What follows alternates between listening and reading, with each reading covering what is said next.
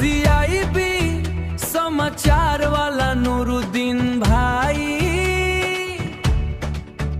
जहाँ खड़ा हो जाले भीड़ रुक जाला भाई छुटुआस।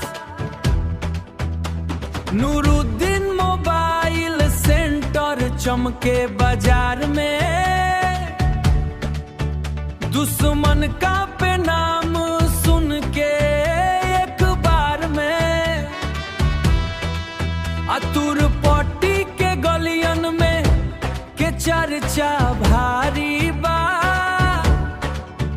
कुशीनगर में भाई के अलग तैयारी बा।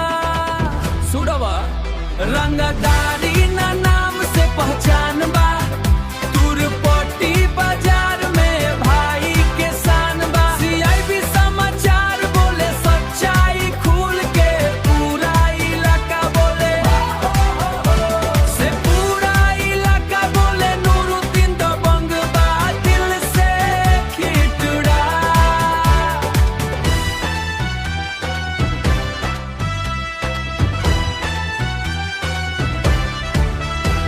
सरिसवा रोड पे जब गाड़ी निकल जाला, देखे वाला हर कोई सलाम ठोक जाला ला, देखे वाला हर कोई सलाम ठोक जाला। मोबाइल से सेंटर से खबरिया